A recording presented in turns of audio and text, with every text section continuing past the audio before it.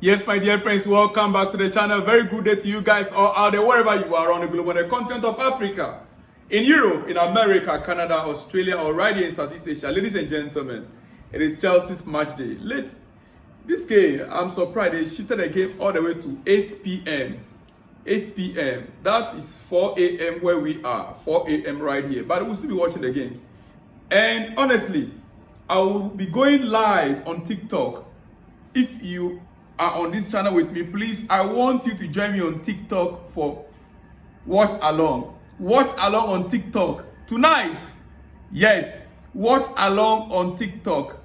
Make sure you share it and like it, and let me hear from you in the comment section where you'll be watching us from.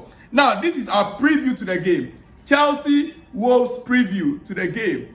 That is coming up. Preview and our predicted lineup. Well, we were in Azerbaijan 2 days ago, and we played 2-2 draw with Karabakh, and it felt like a loss because we know Chelsea should have won that game hands down, squarely. But Karabakh, they were not a team that we expected them to be, or they are not a team that we expected them to be. We underrated them, and they took us by surprise. As a matter of fact, we were lucky to have come back with a draw in the Champions League. Tonight, we are facing Wolves, a familiar foe for that matter, that we'll be meeting. But I'll be telling you head to head.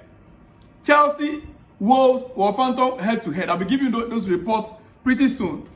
Now, quickly, without wasting much time, Maresca,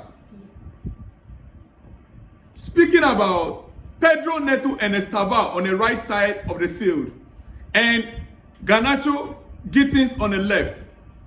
Before I go into my predicted lineup, I want to say this to you. What Maresca said, yes, from his own words, he says that we cannot ask Estevao to drop off and be a fullback sometimes like Pedro is doing. We cannot ask Estevao to drop back as a fullback, as a defender, like we do sometimes ask Pedro Neto to do. Is because he is a different player to sacrifice. It's on the ball and it's off the ball. It's the two sides that Neto is doing fantastic. On the ball and off the ball, what Pedro Neto is doing fantastically well. That is the reason why he kept using Pedro Neto in certain games, or starting Pedro Neto ahead of Estevao. Meanwhile, what he tried to say is that Estevao cannot come up to defend. It's like asking Messi or Cristiano Ronaldo to come back to defend. Simplicity. So games will depend. If it's a game that we're going to be pressing so high for a long time, Estevao will be best because we are pressing so high. But if it's a game that Chelsea will have to be forced to defend more, then Pedro Neto, especially teams that play on a counter, teams that are fast in their transitions, will have to make use of Pedro Neto. From what Maresca has said, that is my understanding. Yes, that is my understanding. Pedro Neto and Estevao, they have made that right side of the field their own. Garnacho Gittins, the left side. In terms of Garnacho, we understand Garnacho didn't even take his 1 day break off yesterday.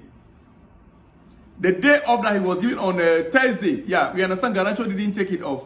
He resumed his private training in the evening to practice more on his finishing. Oh yes, few months back we heard Garnacho has been having private individual training to practice more on his finishing, and we are seeing the evidence in the kind of goals he's scoring of late. He scored 1 goal all the way in Karabakh, Azerbaijan. It's all due to the practice in recent days. And so his day off, the day that the entire team was given to go and rest, Garnacho decided to resume training that same day in the evening. to practice more. And we understand the technical team, the coaching staff are so happy about the way Garnacho is taking training seriously. Garnacho doesn't want to be a flop in Chelsea. He doesn't want to be tagged as the way Manchester United refer to him as a lazy player. The same thing when this guy came from Manchester United to Chelsea. Kopama came to Chelsea. To Man City. I didn't mention Manchester United. What was his name? Oh.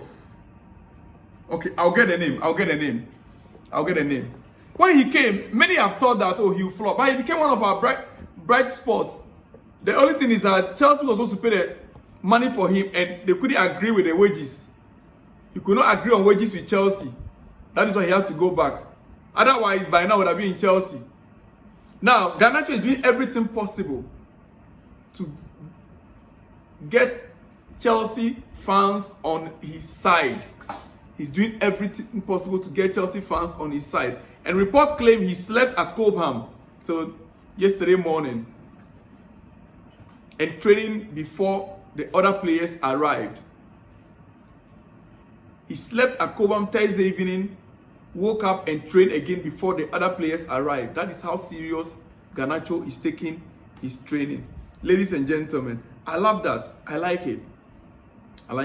Now let's go into the preview. You see, Wolves, normally Chelsea struggle a lot to teams with a new manager bounce.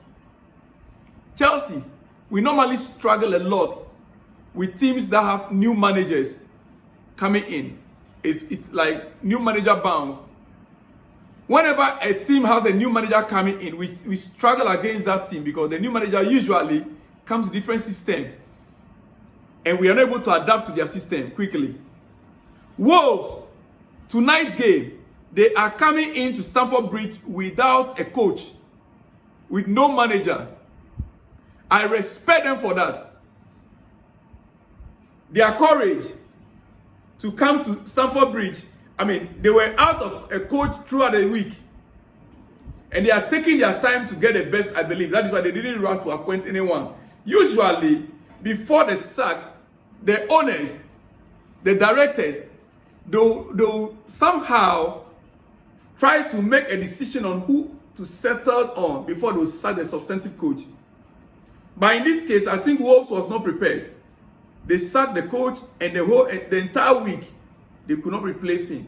Now, I'm not too sure if the assistant manager is the one in charge right now, or whoever is in charge, I'm not too sure. But Wolves are in Chelsea right now without a substantive manager. Ladies and gentlemen, here is my predicted team for Wolves. Let me start it this way. Okay, before I go into the predicted team, let me go to the preview. The game preview, yeah. Game preview. Exactly so. Okay. Recent form for both teams. Chelsea's recent form in the last 5 games. Chelsea won 3, lost 1, and drew 1, which was in Karabakh. We won 3, our last 5 games. Chelsea won 3, lost just 1, and drew 1. The one we drew was in Karabakh, which would have been a winner as well. Now, Wolves, why they even sacked their coach was that they drew 1 and lost the rest of the last 4 games were lost. Wolves lost their last 4 games. Will they suffer another defeat tonight? This is why it is dangerous. This is why tonight's game is a dangerous one. Yes, it is a very dangerous one tonight. Now, head to head, Chelsea Wolves head to head. The last 5 games. Chelsea won 3 against Wolves. Drew 0 and lost 2. Means that Wolves won twice, Chelsea won thrice. Yes, on 30th of October, EFL Cup. That was last week. Chelsea won 4-3. we won 4-3. It was an away game. 21st January 2025, 21st January this year, we hosted them at the Bridge. We won 3-1. 25th August 2024, we lost to them. We won also. We went away and we won 6-2. We won there 6-2. 24th February 2024, well, as you can see right there, Chelsea lost to Wolves 4-2. We lost at home to Wolves 4-2. That was one of the defeats that I really felt so much pain in. Losing at home to Wolves, February 24th. Few days after Valentine. They broke my heart. Second broken heart after my... Now, 24th December 2023, before we enter the new year, before we play them, Wolves won against Chelsea 2-1. That in their home. So the pain wasn't much. Ladies and gentlemen, should we now go into the... Let me now go into the predicted lineup, right?